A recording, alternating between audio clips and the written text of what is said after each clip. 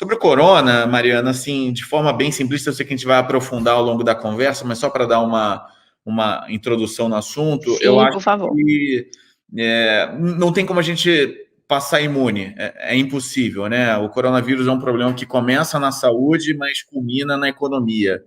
Uma coisa está intimamente ligada à outra, a gente, sem sombra de dúvida, eu não sou especialista de saúde, não quero entrar nessa seara, porque o que mais surgiu nos últimos dias é a gente metida a ser especialista em saúde, que não é o... Foi. Mas eu acho que a saúde tem que ser prioridade, não tenha dúvida, mas é inegável também que na segunda derivada, no dia seguinte, a gente começa a afetar a economia, enfim, com essa quarentena total que tem ocorrido em boa parte do país e do mundo. E no final do dia, à medida que a economia diminui o ritmo e as coisas começam a ficar mais lentas, isso impacta o mercado imobiliário como um todo, não tenha dúvida, alguns segmentos mais, outros segmentos menos. Hoje a gente vai falar de dois segmentos aqui, que são shoppings e galpões, shoppings e lajes, desculpa, que sofrem em diferentes magnitudes, é fato, mas os dois sofrem. Então, é fato que o segmento de fundos imobiliários tem sofrido um pouco mais nos últimos dias, vai sofrer nas próximas semanas, à medida que a economia não retome em sua integralidade, mas não tenho dúvida que para um investimento de médio e longo prazo continua sendo uma baita oportunidade. Alguns especialistas falam que o que faz, de fato, uma empresa quebrar é questão de dívida, e fundo imobiliário, em tese, não tem uma dívida ali, né, de custos fixos a serem tratadas mensalmente, mas, assim, qual que é o risco de um fundo imobiliário quebrar? E o que você acha que essa crise pode afetar alguns fundos, ou se tem esse risco ou não tem esse risco? Quebrar talvez não seja a palavra. Dependendo da performance dos ativos do fundo, você pode sim ter uma necessidade de caixa no curto prazo, sobretudo num cenário como esse, em que a gente vai falar um pouco sobre isso, mas a gente deixa de receber os aluguéis em sua maioria, ou pode deixar de receber os aluguéis em sua maioria. Então, na hipótese de você não ter resultado e a gente não ter caixa no fundo, por exemplo, pode sim passar pela situação delicada de você ter que pedir um aporte para os cotistas, né? Às vezes você pode ter a necessidade de aportar um dinheiro nos imóveis do fundo e você não ter caixa no fundo para pagar, você pode se ver obrigado a pedir aporte para os cotistas. É uma situação delicada, eu acho, não é qualquer hora, não é qualquer fundo que pode passar por isso.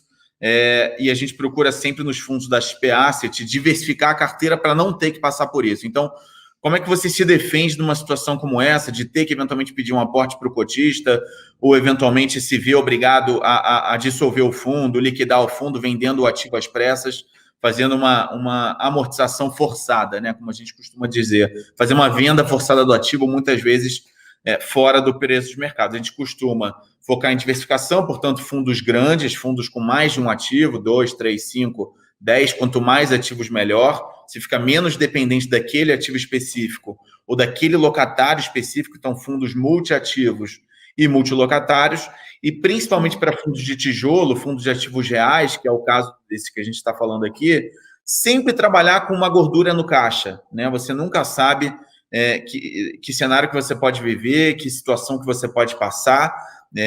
Tijolo é tijolo, imóvel é imóvel, problemas acontecem, pode ser um problema estrutural de uma obra emergencial, pode ser um problema de uma pandemia que obriga as pessoas a ficarem dentro de casa e, por consequência, minimizam ou dificultam a chance dos locatários pagarem um aluguel em dia. Então, é sempre bom você ter caixa.